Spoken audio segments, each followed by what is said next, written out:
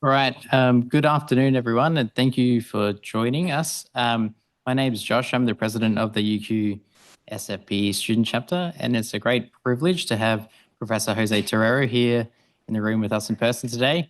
I think everyone has a story about Jose. Jose was the reason why I'm a fire engineer these days, so I'm sure everyone else has a similar story. So it's great to have you back in Brisbane. And now over to you for a very informative presentation. Thank you. Thank you. It's always a real pleasure to be back among all these very familiar faces. And ahead of everything, apologies if I sound a little bit incoherent today, but I landed at about 1:45 p.m. and I've come here directly. They've already forced me to give a 1-hour talk, and now I have to give a second one. And so if I start drifting at some point or I fall asleep while speaking, please wake me up. So, okay, so this presentation is not intended to be an enlightening presentation about how to design timber buildings or anything like that.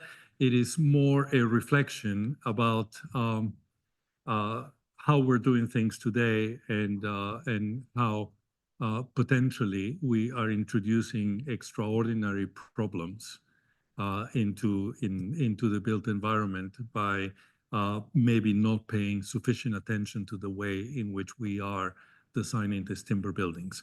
And I don't like, to be the scaremonger that comes in and says, we're all going to die. But the reality is that the last, 7 or 8 years of my life have been completely submerged in the whole aftermath of Grenfell. And the reality is that what we now call the cladding crisis in the United Kingdom is a reflection of about 3 decades of mistakes that were brewing, year after year after year, and nobody paid any attention. Even beyond that, proactively, people fought against the idea that this was a real problem, and as a result, that we needed to pay attention to it. And I think in the last report that I wrote, for Grenfell, I was asked to comment on how much was known before Grenfell, and I felt compelled, to put a list of all the presentations that I had given that were in YouTube, the ones that landed in YouTube, that are still there pre-2017, where I had been warning against all these things, and effectively nobody listened. And I think many of you probably heard me talking before 2017 about the risks of cladding fires, and nobody listened. Now, it's the same thing with timber, but I think the challenge is a little bit more significant with timber. And I think if we allow these timber buildings to proliferate at the rate in which they are going without real understanding of how to manage fire appropriately, we might find ourselves a few years from now having, to live through the timber crisis. And I really do not want to think what the magnitude of that problem could potentially be. So let me set the stage, to the problem, if this works. Yep. With a sort of very simple set of data points that I got from the Council for Tall Buildings and Urban Habitat that shows you the evolution of the tallest building in the world in the last 4 or 5 decades, 50 years, and the same evolution of the tallest timber buildings. And as you can see, in the 1970s, it was the Sears Tower, and then, there was very little increment until we got the Burj Khalifa. And the Burj Khalifa represented an increase of about, 70% above the height of the previous, tallest building. And it gave us a sense that there was a massive shift. Now, the reality is that it stopped there. And since the development of the Burj Khalifa, nothing has surpassed the Burj Khalifa. And we didn't go any further beyond that building. Now, with timber buildings, the changes came later, and we can see the evolution, and we can see that we've gone much higher than that to about 300%. Okay, and that's only the tip of the iceberg. So we can see the speed at which this is growing, but if you really look at that data with a little bit more care, you will realize that actually the Burj Khalifa was an outlier. And the rate of growth of building height actually was a lot more moderate than what the Burj Khalifa was.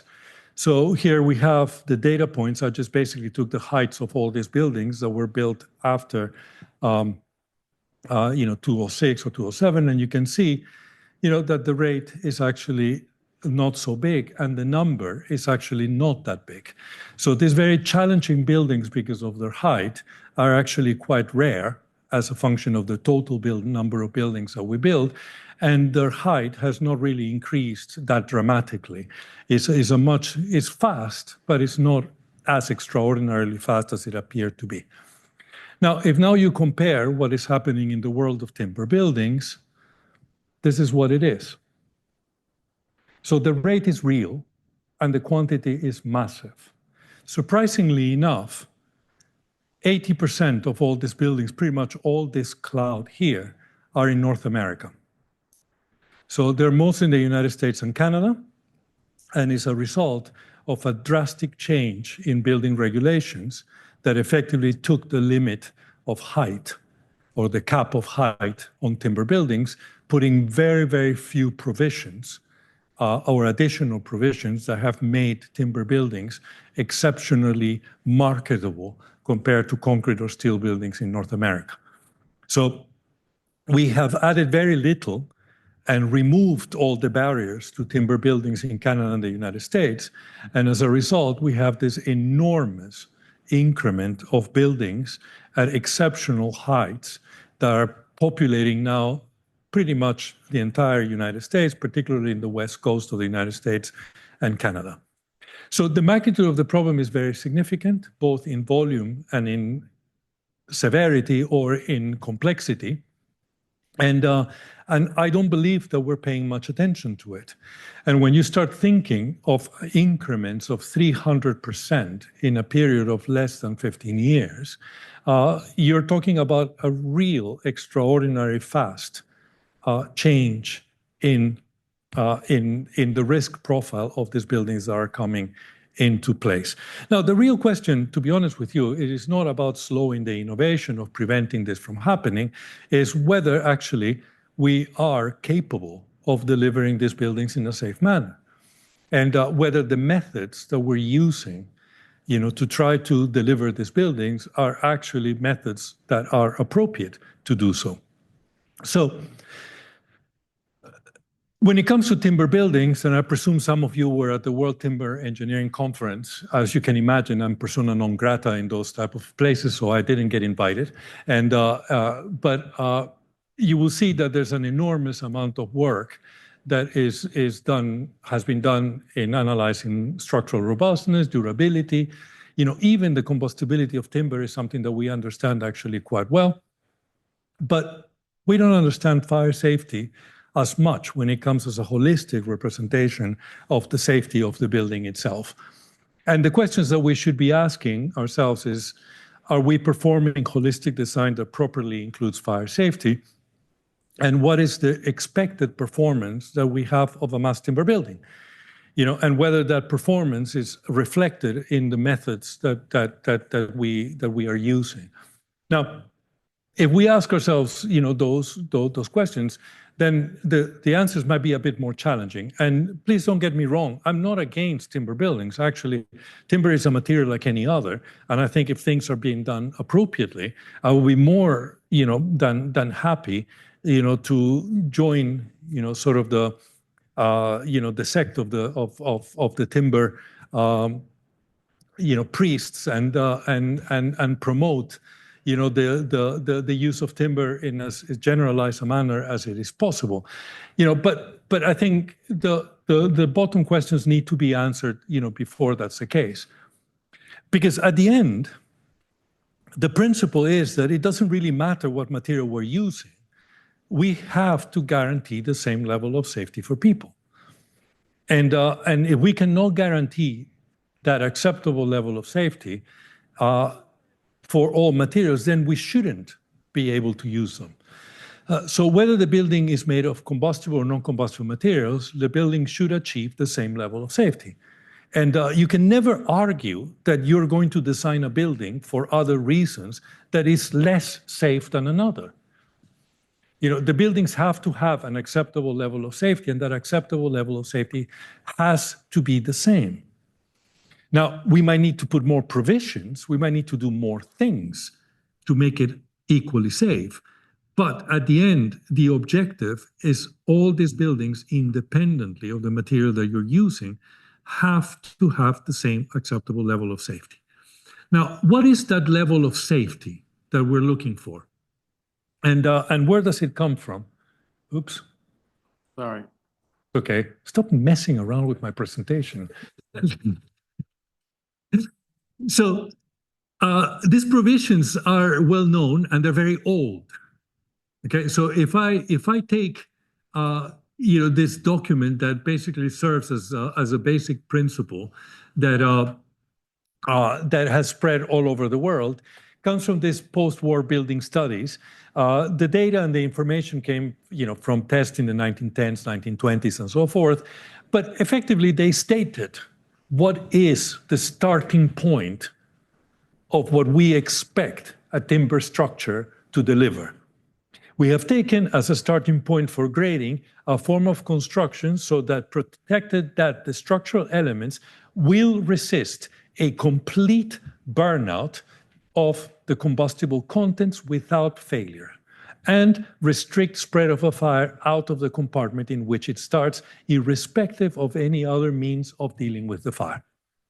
So if I'm talking about a structure needs to be designed to retain its function until the burnout of all the combustible materials within the structure. Okay? That is the explicit level of safety that is embedded in all our building regulations around the world. And we should not expect anything else. When we put concrete cover, we put concrete cover to withstand burnout. When we design a steel structure to a critical temperature, we do it to withstand burnout. Every fire-resistant statement that we put in there, it is to withstand burnout with whatever safety factor greater than 1 you're putting in it. But at the end, the principle is that the building has to withstand burnout. Okay? So if I look then at a conventional building made out of non-combustible materials, you're going to have different forms of combustibles in the building. You're going to have the furnishings, you're going to have the walls and linings, of the system. And what does it mean to withstand burnout? Is that everything will burn out and the structure will retain its function. Okay? So here you have a structural system that actually withstood burnout. Okay? So if you're dealing with a non-combustible material and you're talking, for example, about a residential building, your combustible load is 60 kilograms per meter squared. Okay? If you take a CLT building, your combustible structure, if you take David Lang out of there, is 300. Okay? So hidden behind David's name is 300 kilograms per meter squared. So you're already talking about 5 times the fuel load. Okay? Now, nevertheless, you will argue that this is a structural element, which makes it actually worse. Because if I continue to allow these components to burn, and they don't self-extinguish, the result is that not only you're going to be burning 5 times more fuel, but the structure, I can guarantee you that at the point of burnout, will not be fulfilling its structural function. You will have no structure left. Okay? Now, the problem is, what are the consequences of the implications of that? And this is really the critical part of it, because the implications are very, very different when what you are burning is this, and you damage, you fail your structure, you don't meet the functional requirements of the structure, you're going to get an outcome. If you fail to guarantee self-extinction, you're going to get a massively different outcome. Now, if two buildings of equal size, of equal occupancy, of equal characteristic, result in completely different consequences, are they equally safe? The consequences of failure are a fundamental principle of design. When we think of risk, we have to think of the consequences. And if you put a building in the middle of a field, your consequences are very different than if you put a building in the middle of a city. And therefore, the robustness of your design is going to be completely different for the building in the middle of the city than it will be for the building in the middle of the field. Because the consequences are different. So if you fail here, you have a certain set of consequences, and if you fail here, you have a completely different set of consequences. And we need to consider that in our design provisions. If we don't introduce that in our design provisions, we're missing a big part of the risk component, which are the potential consequences in the event of failure. So if you think about the consequences and you have a non-combustible building, your characteristic length scale of the fire will be about maybe 2 floors, 6 meters. Now, you will argue, well, what about the cladding crisis and blah, blah, blah? Well, you know that's a big problem. Do we want to have a big fire? We don't want to have a big fire, but nevertheless, the cladding has very little combustible, so it burns out very rapidly, so the flames are actually not even that big. Okay? They are sizable, but they're not enormously big. Now, the problem is that when you have a timber building and your building fails, then your length scale shifts from the length scale of one floor to the length scale of the building. And here's a perfect example of that. So this is a fire in Los Angeles. It was a timber building under construction, an 8-story building. And the characteristic length scale of the flames became about 300 meters in height. So if you look at that photograph, this is the tallest building in Los Angeles, and it's 310 meters. And this is the flame height. Now, the flame height to the cube power gives you the radiative output. Okay? So can you imagine the difference in radiation when you get this as opposed to this? You're going to have a massive radius of damage. In this particular case, 2 highways were destroyed, 16 buildings were ignited. That's an urban conflagration.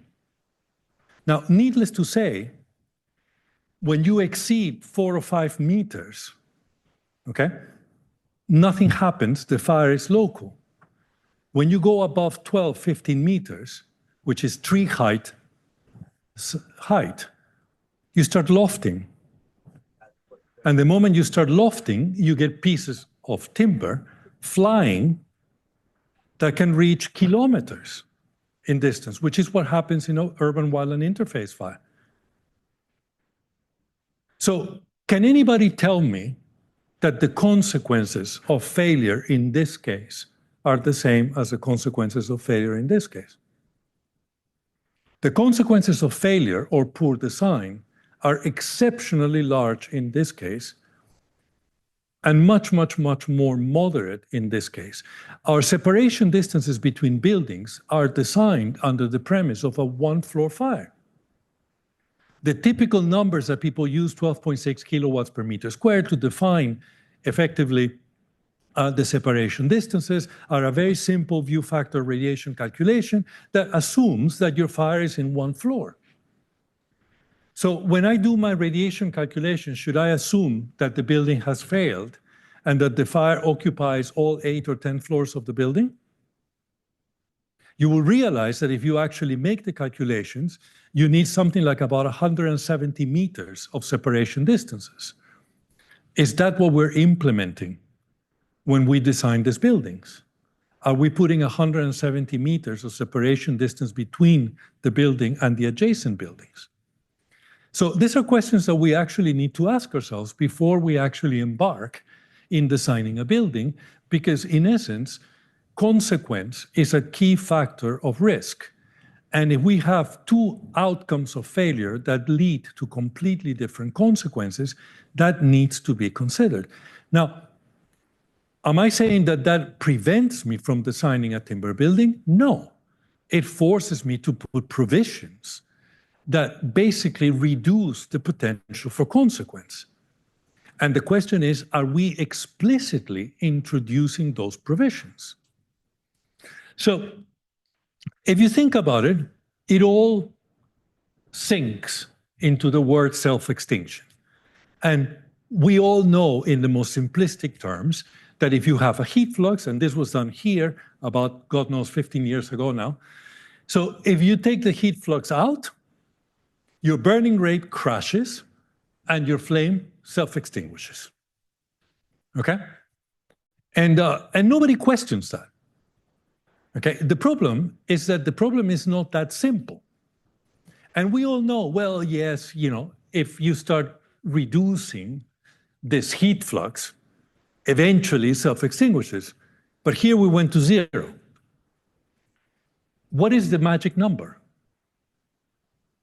How long can I heat? Because also if I start heating, we all know that there's adhesive lines, and the drama starts because everybody's talking about the lamination and everything starts getting complicated. And have we mastered self-extinction to the point that we can actually argue that we can design this correctly? So these are all questions that we need to ask ourselves, because at the end, the baseline requirement since the 1920s is that once all combustible furnaces are consumed, burnout, the structural timber loses the heat flux, and therefore the flame will quench. Only then we would have satisfied the same requirement that steel and concrete buildings fulfill. Okay? If this doesn't happen, then you're not meeting the basic principle of structural performance. So this is not that easy, no? Because if you really want to do it properly, then this is the external heat flux that the compartment is going to produce. While the flame exists, it's going to provide heat. While the char is oxidizing, it's going to provide heat. And then you have all sorts of other terms. That is the heat that goes inside. There's the heat losses to the surface. All these different things that are there, that if I want to be conservative, I can say, well, let's take the steady state case to make it conservative, but only one term goes away. Okay? And to be able to actually predict things and come up to a point where it actually self-extinguishes, I actually need to understand this system correctly. Now, it doesn't stop there, because then I have to non-dimensionalize it and eventually construct a dam color number, and on the basis of that dam color number, then conduct a series of experiments to show that eventually I get to a critical value that actually can extinguish this. Okay, and there's a whole theory behind it, and we understand the physics behind it. Okay, but the problem is that we cannot predict it yet. And that is all assuming the material is homogeneous. In other words, the adhesive is not even considered. But in essence, I can go through the whole theory and show you how it happens. But at the end, the number that determines whether it burns or it self-extinguishes is going to be extracted from conducting experiments. Because there's too many uncertainties, too many complications to be able to do this in a completely fundamental way. Have we done all those experiments? Have we established what those critical dam color numbers are going to be to get those experiments in place, so that actually we can guarantee that we have attained self-extinction?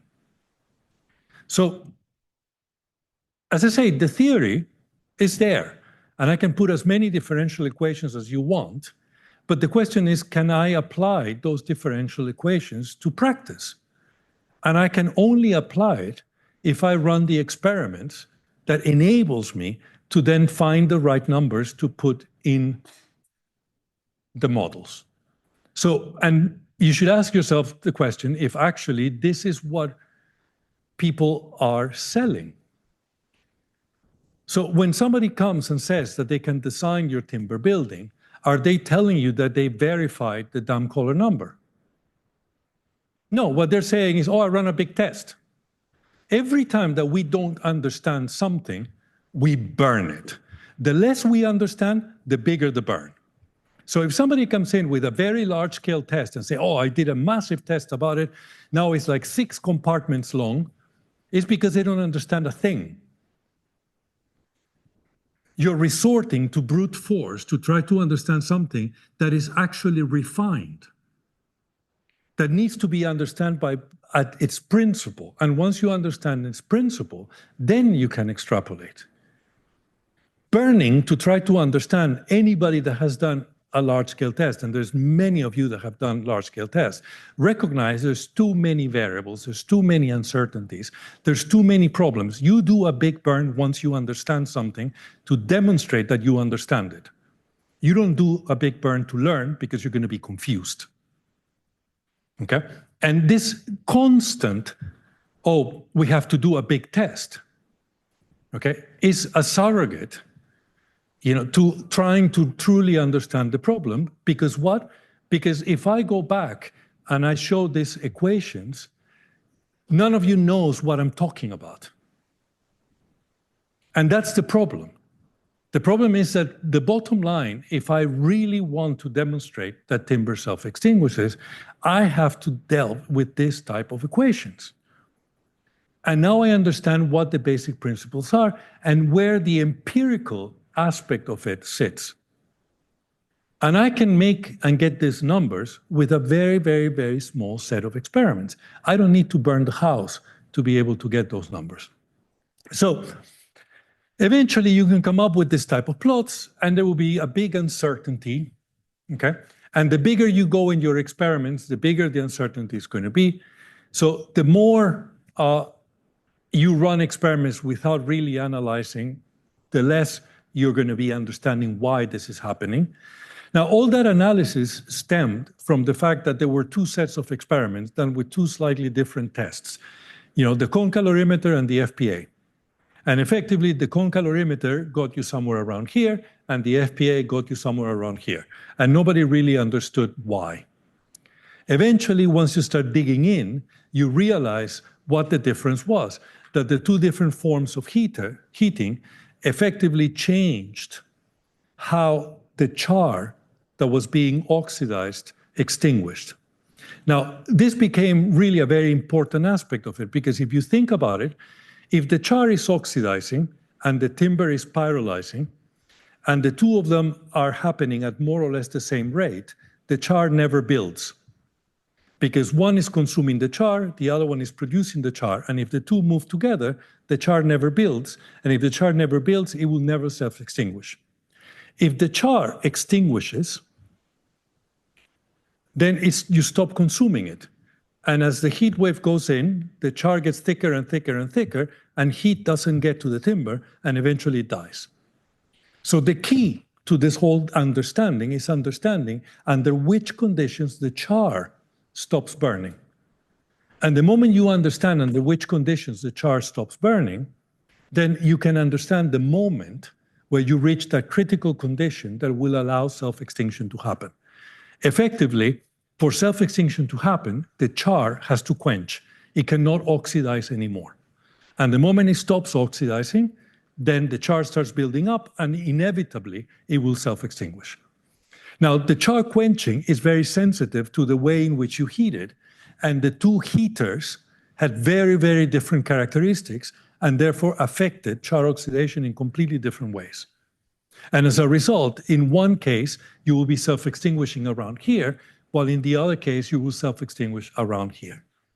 Okay? Now, 20 kilowatts per meter square is a big difference. So it's something that needs to be considered very carefully. But what is most important is the physics that dominates the problem that actually matters. And understanding that what you want is to quench the char, then that gives you the opportunity to understand the problem better.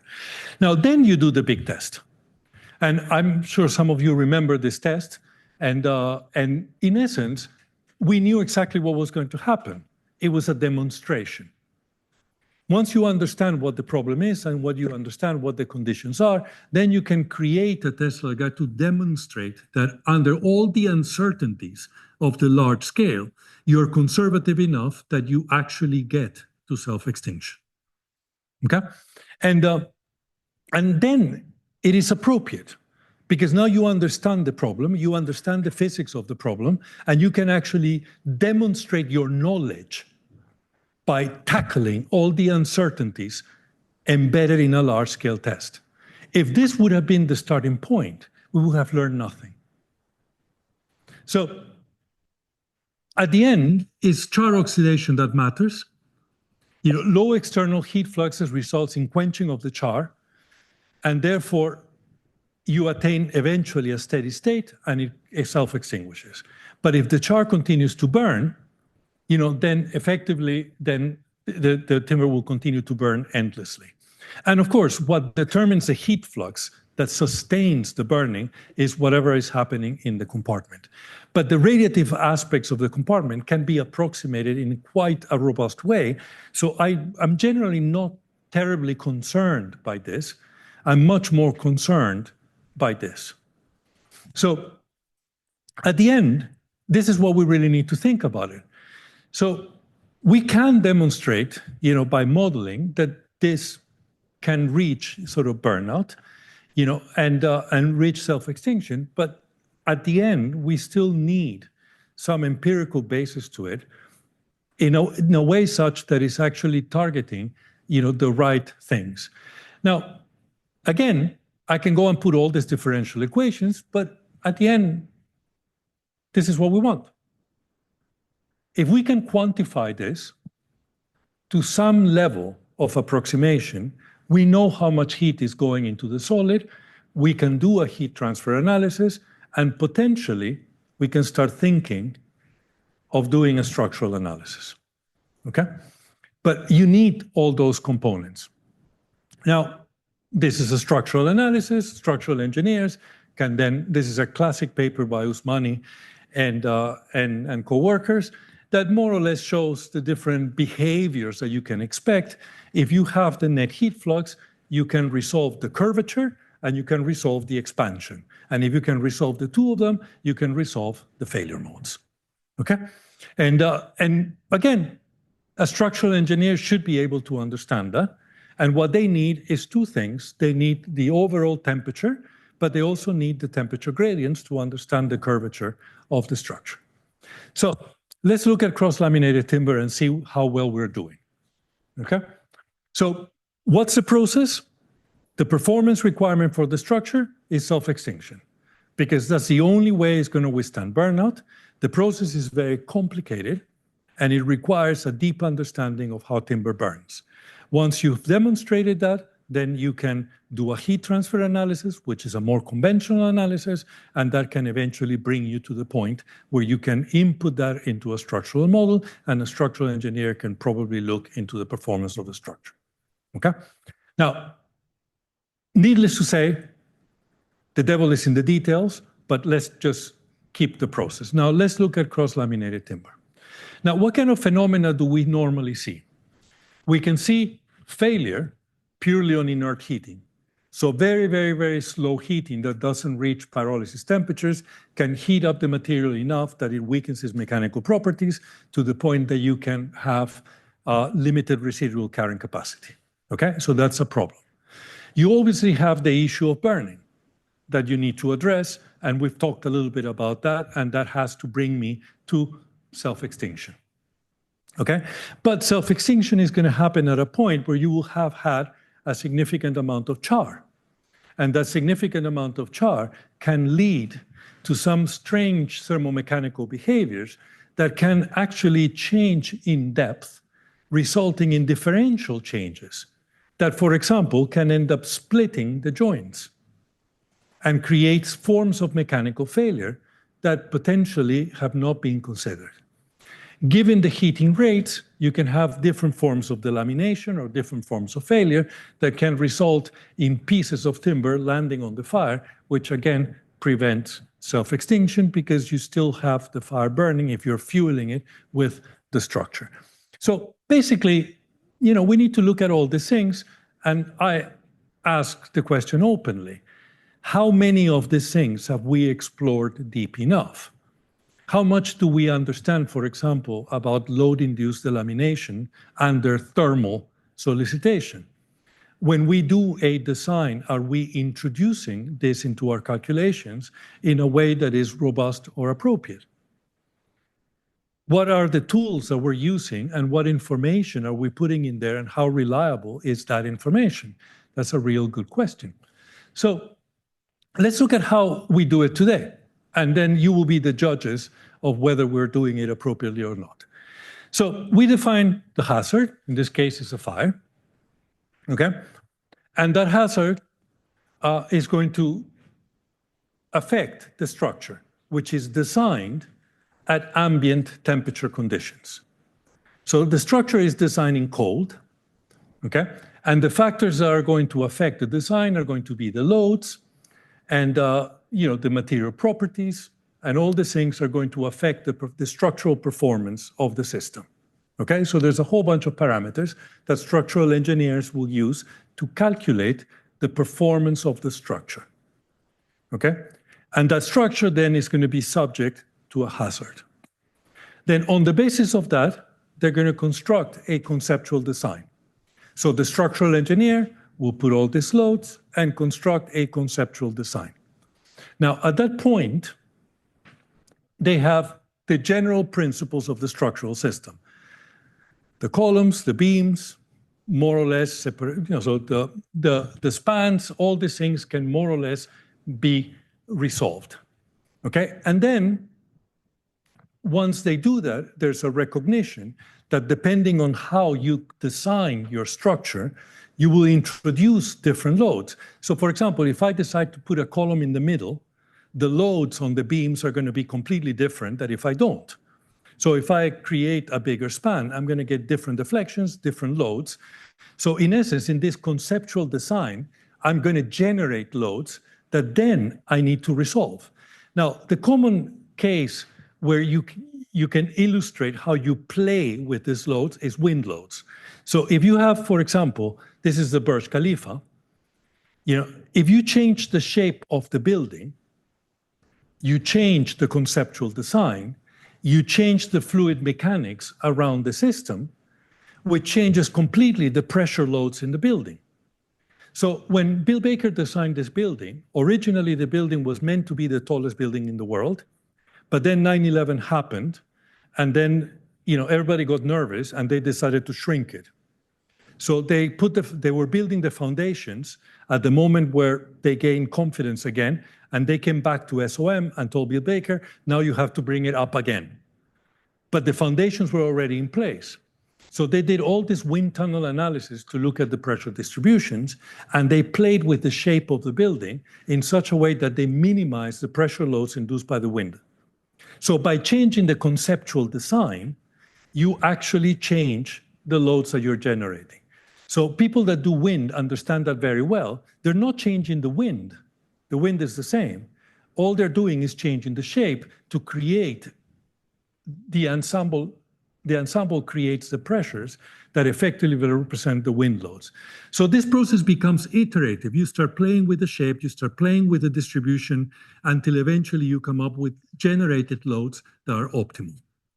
So as a result, for example, in the case of wind, you're minimizing the pressure, and that's the way they achieved designing a much taller building with the same foundations that they had for a shorter building. Okay?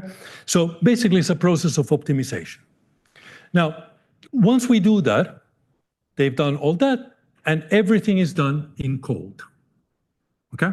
So now we have an optimized structure, and we do not recognize fire as generating loads So we basically do everything at ambient temperature, and now we have our building designed at ambient temperature.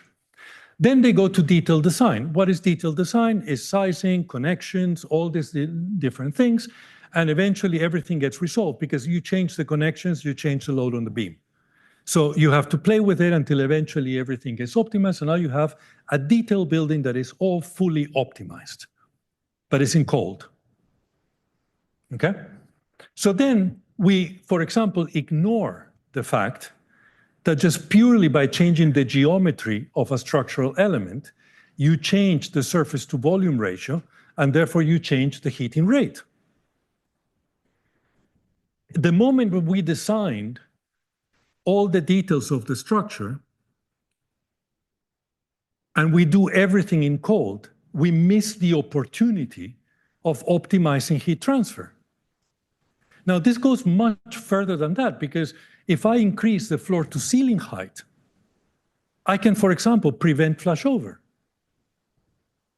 which changes completely the load on the system. But because the entire structure is designed in cold, I have completely ignored the potential of playing with the geometry of the building to minimize the impact that the fire can have on the structure. So if I want to achieve self-extinction, and I can guarantee that this room will never flash over, would that be good enough?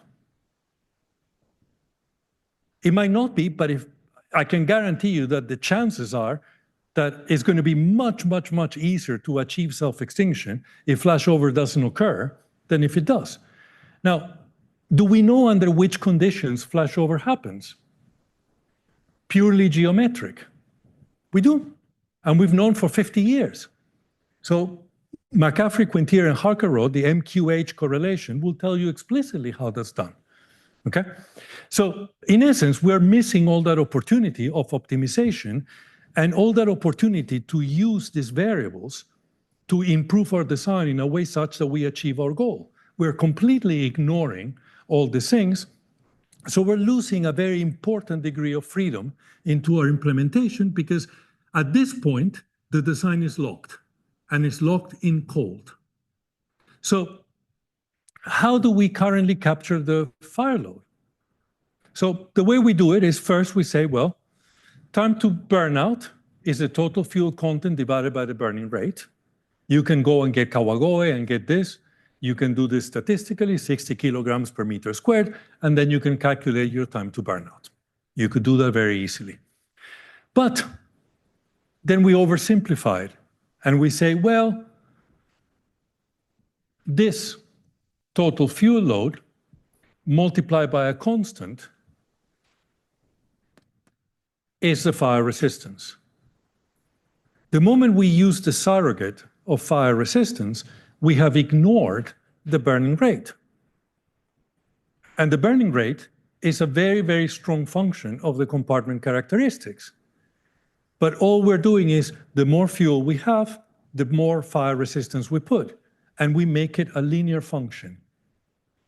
Statistical data on fuel load links directly to the requirements of fire resistance. Now, you will argue with me, as many people argue, oh yes, but fire resistance is so overdimensioned. We should be designing for 15 minutes for a residential building, and we're designing for 120 minutes. Sure, if you want to overdimension things that way. But if you don't prevent self-extinction, now you have 120 minutes of sacrificial timber that is being added to your fuel load. Have you met the objective by making your sections double the size that they actually have to be? Now, if it doesn't even flash over, would you even be bothered putting that level of sacrificial timber at all? That's a question that you need to ask yourself. But that's the way we do it. And if you look at these compartments, every single one of them will give you a different burning rate. And therefore, that linear dependency is completely incorrect, because as I change the ventilation factor, I change the burning rate. And if I change the burning rate, then I change my time to burnout. not only proportional to the amount of fuel in the compartment, but proportional to the ratio of the fuel with the burning rate. And the change can be quite significant. So the geometric layout defines that relationship. Nevertheless, we're completely ignoring it. Now, needless to say, I'm not going to be talking much about fire resistance, but we all know that fire resistance effectively doesn't give you heat fluxes, it gives you temperatures. And as a result, depending on what material you have, you're going to get a different regime of hazard. So if steel is going to provide this heat fluxes, or aluminum is going to provide this heat flux, steel will be this. But timber, once it ignites, it becomes negative. So people have to open the furnaces and ventilate them so they can follow the stupid temperature time curve. Why? Because they are using a surrogate instead of the variable that they need to use, which is heat flux and not temperature. And as a result, you're ill performing the test. So in essence, all these problems are there: the relationship with the real fire, the nature of the heat fluxes, all that is being completely ignored the moment that you stay, with the standard temperature time curve. Now, to what extent that has an impact on what you're doing, that's very difficult to assess, because in essence, your heat fluxes are negative. So how is that changing conditions within the timber when it comes to try to understand the structural performance or the self-extinction performance? It's very questionable that any of these tests give me any valid information that actually supports the premises under which I need to design.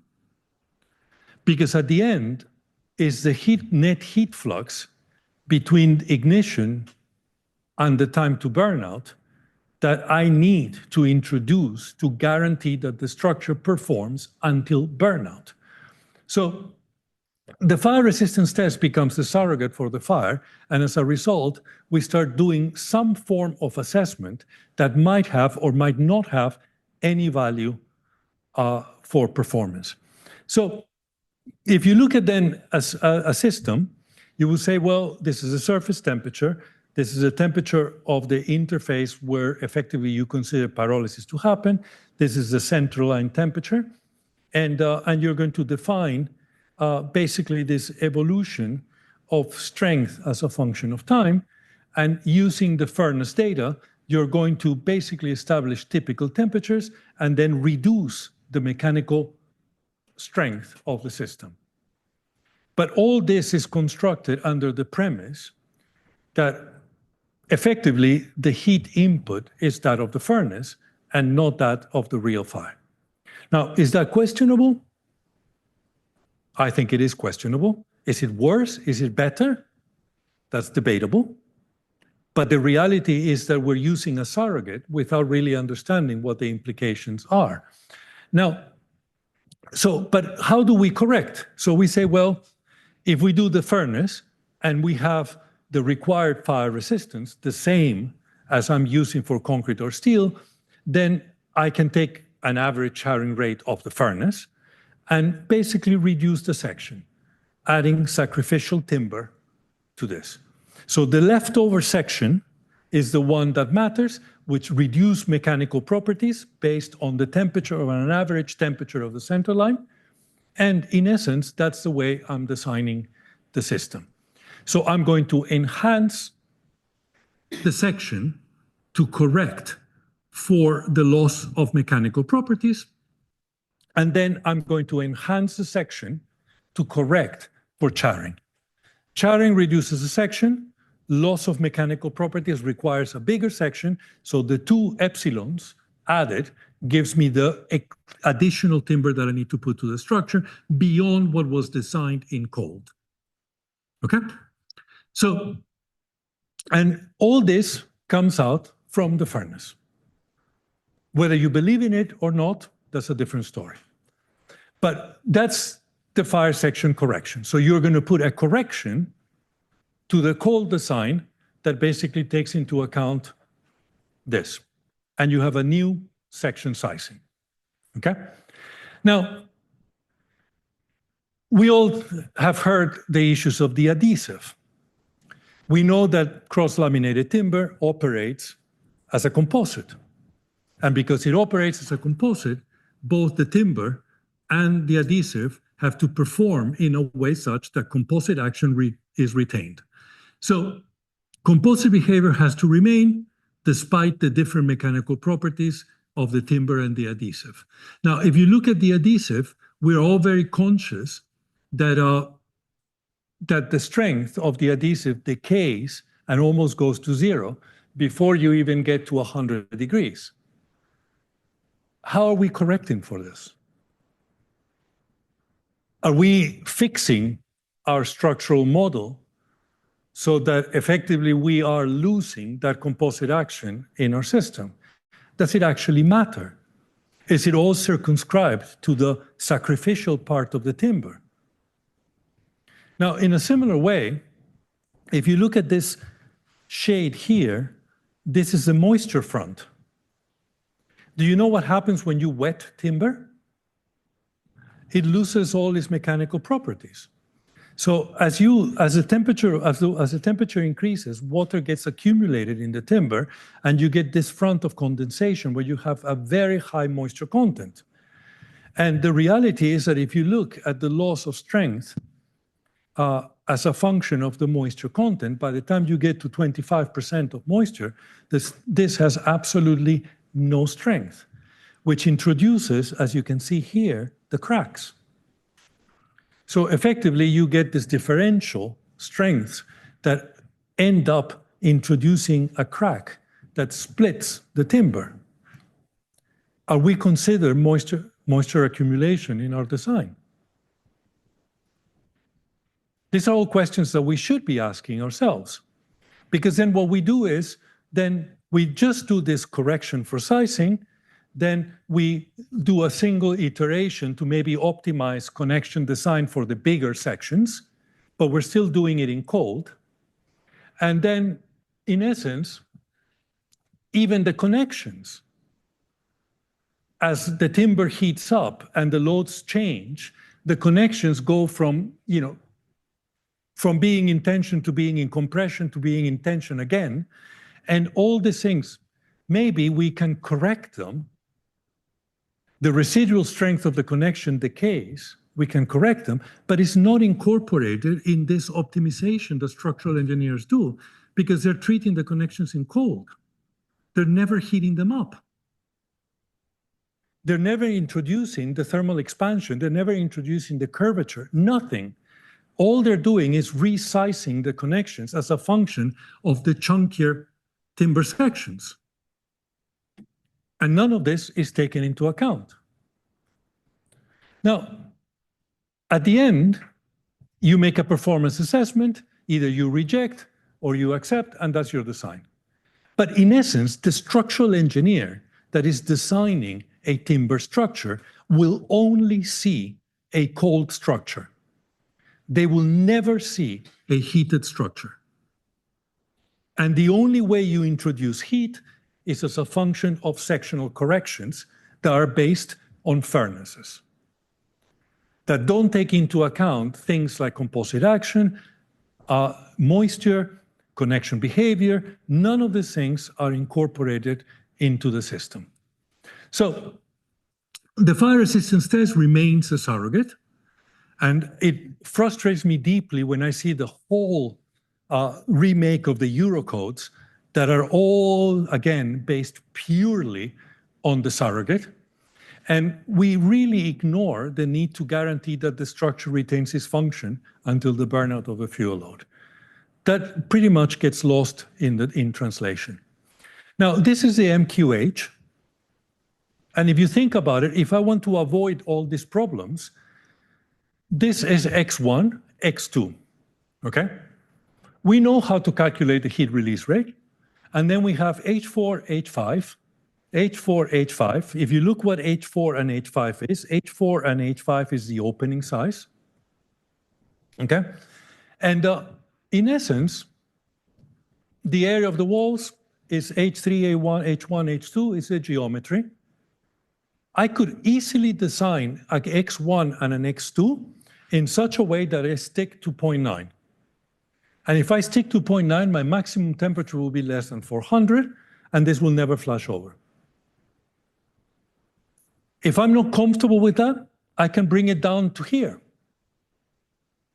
by adding literally just a bit of height to the building, increasing massively the value of AW, and then all of a sudden, my temperature goes to 150. Would my concerns about loss of mechanical strength, of composites, about moisture, about all these things, even burnout, will diminish? If I would have started my design by talking to the architect and saying, why don't we start by making sure that X1 and X2 are where they're supposed to be? Instead of literally starting with the fire resistance test and putting myself in a position in which the design is impossibly complex.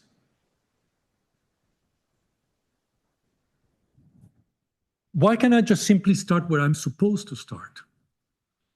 By understanding the geometry in a way such that actually delivers a condition that I actually can calculate with confidence. So if you look at this, if I have a condition, which is the furnace, that allows for massive charring and in-depth heating, every possible problem is going to happen. But if I live in a condition that only you have a very thin char layer, okay, with a very, very, very, very little amount of fuel consumption, am I worried about the lamination? No. Am I worried about loss of composite action? No. Am I worried about moisture? No. I'm not worried about anything, because all I'm doing is burning a very thin char layer. And then after that, the fire event is over. I'm pretty much putting myself in a position in which actually I'm fine designing in cold. Instead, I put myself in the completely opposite side, where I create a surrogate that forces me to look at this. And by doing so, I put myself in every possible uncertainty. And not only that, but I ignore the basic premise that what I want is designed for burnout, which the furnace can never give me. So in a way, you want to be here, where your event happens in a very short period of time, then it stops, and then all of a sudden you get self-extinction, over. The moment your event starts getting longer and longer and longer and longer, and you get all the way down here, then all of a sudden you get all the problems happening of falling off of timber, the lamination, everything starts happening in there, and then all of a sudden you get a massive problem. Instead of actually dealing with what I want, which is this, I end up dealing with something that I cannot manage. So what's the proposal? You take the hazard, you introduce the proper fuel load in here as a variable, you do your conceptual design including these fire variables, and that gives you a conceptual structural system that then creates the loads that you want, and then you do your optimization, but your optimization includes the fire at this point. The moment that you include the fire at this point, your conceptual design would have included all the premises that enables you to achieve the time to burnout with a heat flux that you are managing by playing with the geometry of the space. And the moment that you're managing that by playing with the geometry of the space, effectively you're using all the variables that you need for a proper optimization. As a result, now you can detail your design, get your sections, get your connections in place, make your performance assessment, and decide whether that is suitable or not. By doing so, I can take advantage of these variables to circumvent all the things that have uncertainty, all the things that I don't understand, and potentially deliver a building that is perfectly safe, even without me understanding the full behavior of timber. So there's a question, no? Are we really ready for this given our current practices? Thank you.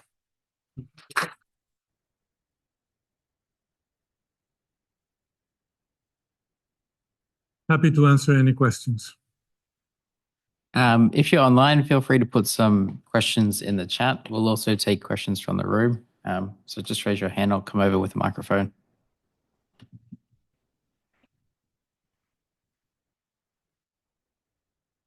Thank you. Jose, how much more complex does the problem become when you introduce voids, or does that fit into the geometry playing around bit? I mean, in a way, the voids almost physically disappear from the problem if you control the fire to the point that the fire doesn't really affect the timber at all. But clearly, the voids introduce massive complexities, no? Because it's really interesting, no? Because when you have cross-laminated timber and it's a continuous system, then effectively you can at least argue that you have a fairly homogeneous distribution of stresses. The moment that you create voids, you're going to create concentration of stresses in certain points, and if those points are in vulnerable places, then you can start seeing bits and pieces falling off. So in a way, I think the voids make sense from a structural perspective when it comes to lightening the structure and putting services and things like that. So in a way, we should be aspiring to get voids, but I think that that's much more feasible if you address the fire first. Yeah.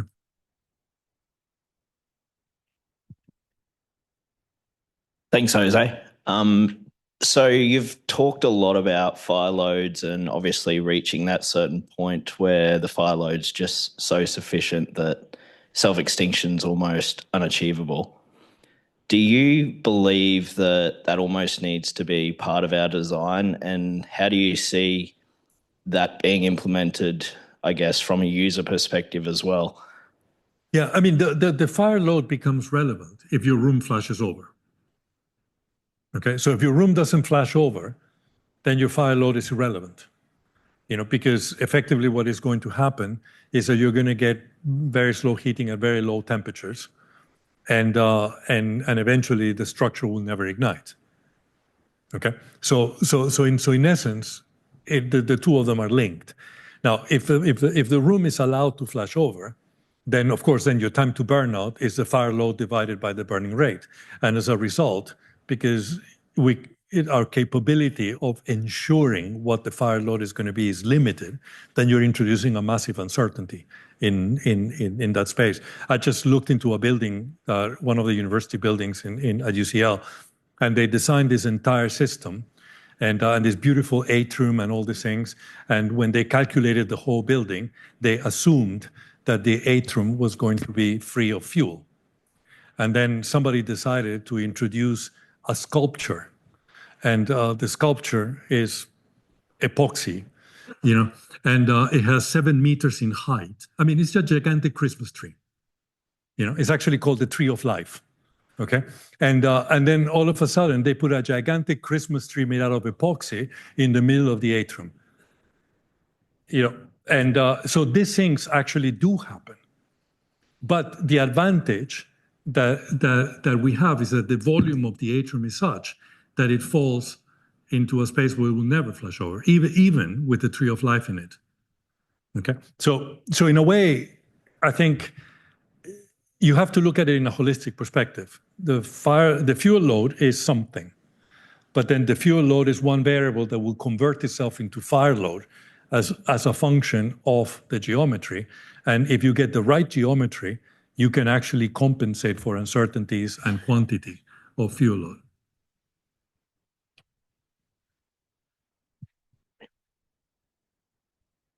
Just while we're passing the mic over to Andy, we have one question online as well. Is it fair to say, putting it in an oversimplified term, the safest, easiest way to design a timber building is to control the window sizes in the compartment and avoid flashover? Oh, absolutely. I mean, but the window size is one variable. Of course, it's the entire geometry of the compartment. But of course, I mean, eliminating flashover simplifies the problem enormously. One of the things that I find really, really interesting is our incapability of thinking of a fire without flashover. And you ask yourself why. Every testing regime that we've introduced since the room corner test, the SBI, all these testing regimes are designed to bring the room to flashover. Because we've always had this mindset that we needed to create the worst case scenario. And because our mindset was fixated on creating the worst case scenario, we've constructed an entire testing structure around this idea of having rooms that lead to flashover. But if you go to the original test that Amara and Williamson did on compartment fires to define the conditions of the room corner test, you will realize that 95% of the tests never went to flashover. And finally, when they found that little window that puts the fire in the corner, and has a certain intensity and requires the wall linings to be combustible, only when you get to that particular condition, then the room flash over. But most of their tests didn't flash over at all. And you look at the MQH correlation of Quintier, it's the same. Most of his tests never flashed over. But we are a little bit fixated that flashover is the starting point.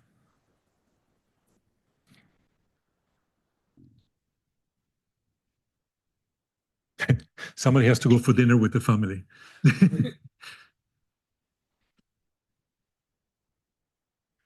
Okay, I'm not going to answer the sprinkler question.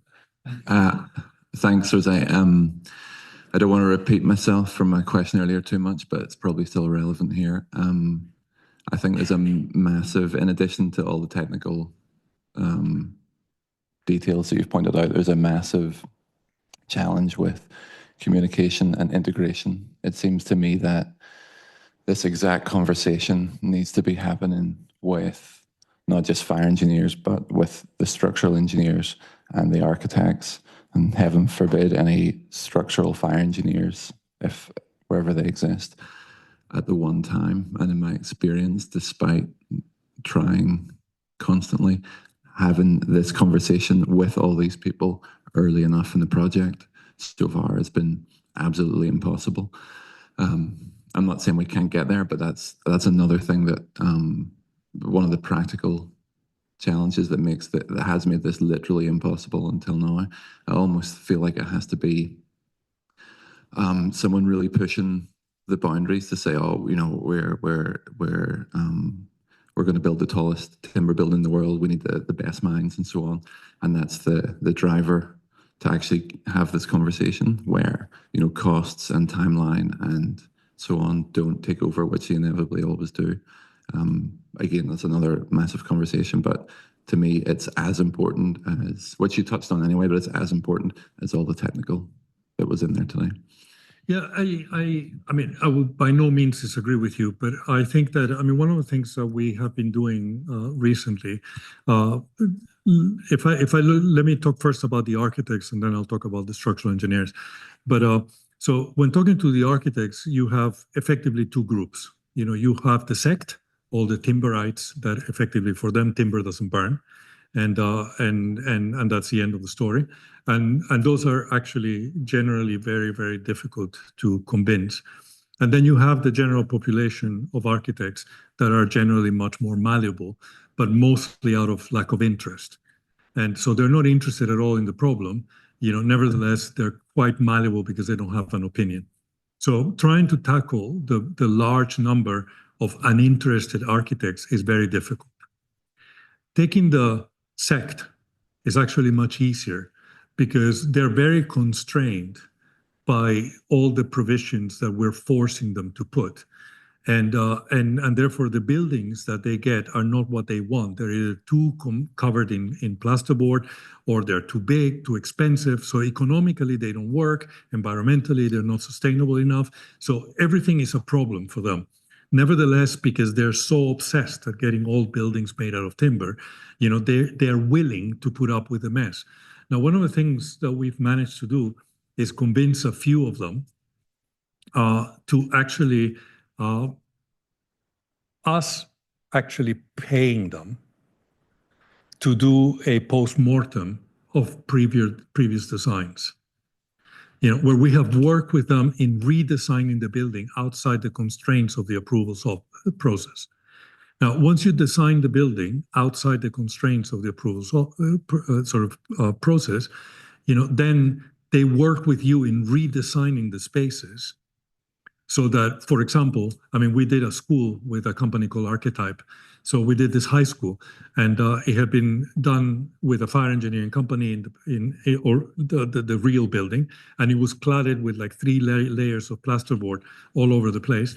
Now, when we redesigned it, we changed slightly all the geometry of all the rooms. Not a single room flashed over, so they didn't need any plasterboard at all. The moment they see the possibilities, that changes completely their mindset. Because keep in mind that their objective is to have the timber. So they become your advocates. So that's something that I have found being a positive approach to it, that, it requires a lot of investment up front. It actually does pay off in the sense that they start seeing the possibilities. Now, with structural engineers, it's much, much, much more complicated because they're not only not educated to understand anything that is thermal, but they are trained to think in terms of fire resistance. And not only they're trained to think in terms of fire resistance, but it's actually deeply reinforced by many of the structural fire engineers who also are pushing the concept of fire resistance. So starting from something that they don't perceive as being the worst case scenario and the load that they're putting on the structure that has to be deemed as being the worst plus a safety factor is a complete departure from the way they're thinking, and therefore they really, really struggle to engage. The answer you will always get from the structural engineers is give me a charring rate, give me temperature inside, and I'll plug it in. And they will never really consider the idea of designing a structure where you are actually creating an appropriate load as opposed to using the worst case load without thinking. And that's really tough. I find structural engineers much more difficult than architects, to be honest. Thanks. Just a question from up there.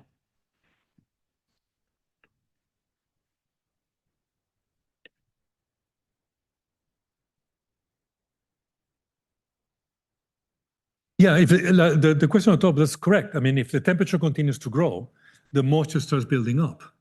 But if you manage to keep the temperatures low enough, then you don't get the condensation front. What you literally get is just purely evaporation happening and the moisture coming out of the timber. So it doesn't build up in depth.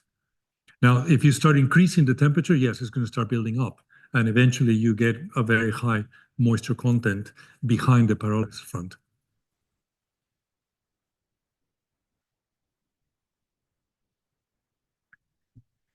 Well, that's a compounded problem. Pascal's problem is a compounded problem because, in essence, the facade is part of the system.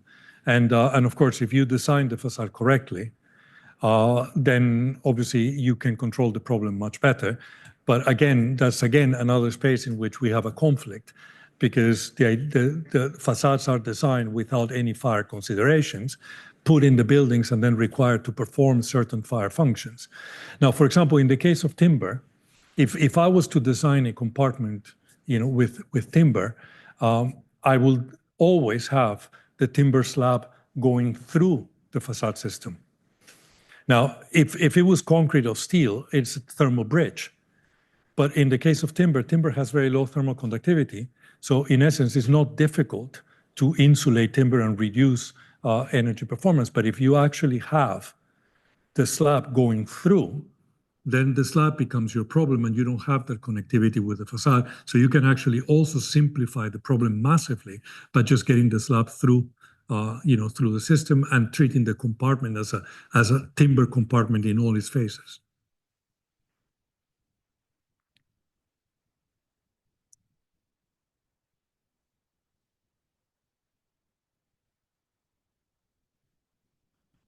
Yes, I mean the windows are always an issue of uncertainty, and of course that needs to be considered.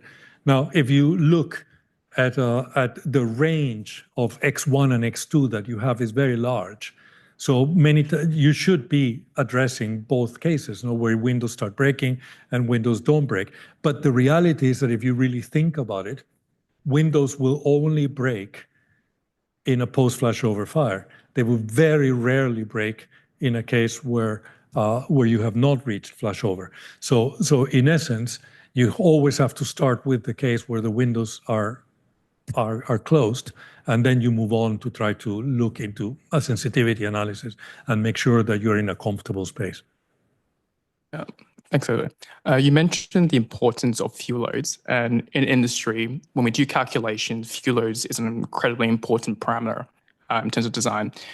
However, at the moment, most of the statistics out there are back from the 60s or even beforehand. Do you think that there has to be a push in terms of retesting like all the fuel load assumptions for different uses and stuff like that? Well, I mean, I think that if you design for post-flashover fires, yes, I mean the fuel loads are an issue of great uncertainty because, as you say, most of the data actually dates from even much earlier than the 60s. So there's a little bit of data from the 60s, and recently, Thomas Gurney and a number of other people have been collecting new data, which shows a slight increase, but not very significant. And so yes, I mean, I think this has always been a problem in fire that we don't collect all the data that we need to be able to resolve problems precisely. And so yeah, I completely agree. I mean, I think this is a space in which it would be nice if people will collect data in a more effective manner. Thanks, Josh. I don't want to take anything away from Josh as a master of ceremonies here, but I do want to highlight the fact that we've had you talking to us for about 2.5 hours, Jose. And as far as I'm aware, you haven't slept for probably about 48. Yeah. So it would probably be a good idea actually to wrap things up here. But before we do, can I just ask everybody to just stick around for a few minutes after Josh has closed things so that we can try and take a group photo. Those of you who are not aware, 11 years ago, Jose first delivered an introduction to fire safety engineering course here at UQ. We had a small internal event in December to mark 10 years of teaching of fire safety engineering here. But I think given the fact that we've got so many current, recent past and slightly longer ago students and staff around for the first time in I don't know how long, it would be fantastic just to take a group photograph to mark that as well. So just before we wrap up, please don't go anywhere. Please stick around for a photograph and then you can go. But that being said, thank you, Jose, from me, but over back to Josh. Thanks. There's 2 more questions in the chat if you're still awake to answer or not. I don't know. Sorry. The last one from our Pascal's already had a question.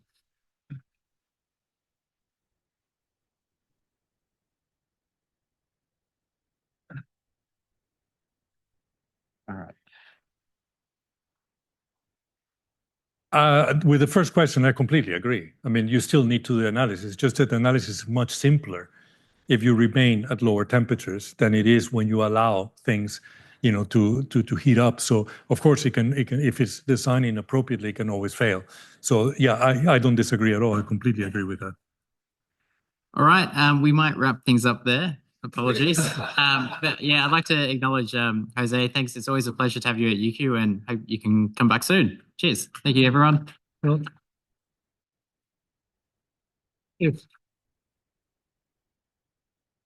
if I can allow myself to say something, when you try to make changes in fire engineering, and I think the experience that I had here in UQ was absolutely extraordinary. One thing that you always have to keep into consideration is that there is a group of people that can either be your best ally or it can be your worst enemy, and that's the fire service. And I think what made all the difference here.